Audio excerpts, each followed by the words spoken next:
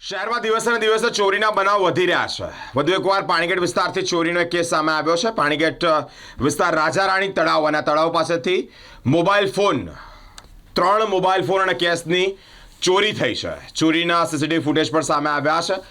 પોલીસે ગણતરીના કલાકોમાં જ આ ચોરોને દબોચી પાડ્યા છે। અરજદારો કહી રહ્યા છે કે ગેરકાયદેસર રીતે વડોદરા શહેરમાં વસવાટ કરતા લોકો ચોરીને અંજામ આપે છે। તેઓના વેરિફિકેશન અને ડોક્યુમેન્ટ વેરિફિકેશન થવા જોઈએ, કારણ દિવસે ને દિવસે ચોરીના બનાવ વધી રહ્યા છે અને આવા ગેરકાયદેસર વસતા લોકો ચોરીઓ કરી રહ્યા છે।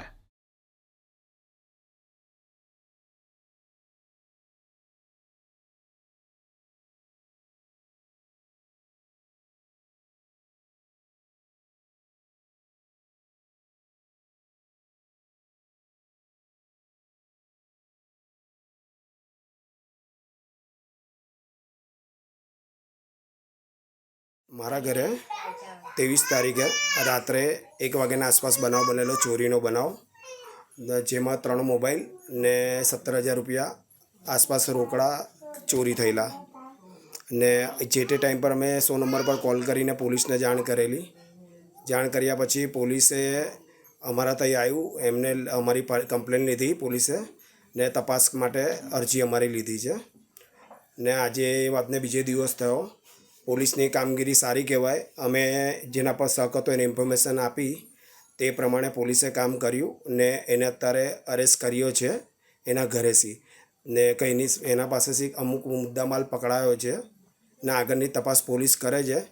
બહુ સારી રીતે પોલીસે તપાસ કરીને અમને સંતોષકારક કામ કર્યું છે પોલીસે। આ કઈ જગ્યા ઉપર બનાવ બન્યો? આ રાજા રાણી તળાવ પાસે બનેલો બનાવ છે। ને સૌથી ઇમ્પોર્ટન્ટ વસ્તુ શું છે કે એ જે જગ્યા પર રહે છે, જે આરોપી પકડાયો છે, એ મકાન ભાડે આપેલું છે। જે ઝૂંપડો છે, મકાન માલિક નથી, કોર્પોરેશનની જગ્યા પર મકાન બનાવેલું છે ને નથી ભાડા કરાર વગર ગેરકાયદેસર લોકોને ભાડે આપેલું મકાન છે। ને આવા અહીંયા આગળ 8 થી 10 મકાનો છે કે જે અહીંયા કોઈની પાસે આઈડી પ્રૂફ નથી, ગેરકાયદેસર રીતે અહીંયા રહેવે છે। તો મારી આપણે પોલીસ ખાતાને એક જ વિનંતી છે કે અહીં તપાસ કરાવો, ભાડા કરાર જેનું ના હોય એનું ભાડા કરાર બનાવો, પ્રોપર્ટી લીગેલી છે એ વસ્તુનો સર્વે કરે। મને ખબર છે ત્યાં સુધી અહીંયા ગેરકાયદેસર લોકો બહુ જ જગ્યા અહીંયા રહેવે છે, બધા ઘણા રહેવે છે ને ગેરકાયદેસર ધંધા બી થાય છે। ને આના પહેલે બી 8 થી 10 ચોરીના બનાવ બનેલા છે આ જ વિસ્તારમાં, પણ પ્રૂફ વગર કશું થતું નથી। અમારી પાસે જે ફૂટેજ હતા એના આધારે પોલીસે કામ કર્યું છે। ફૂટેજમાં દેખાય છે ચોરી કરનાર વ્યક્તિ ને એના આધારે કામ થયું છે। શું નામ તમારું? મારું નામ મિતેશભાઈ દિલીપભાઈ કનોજિયા છે।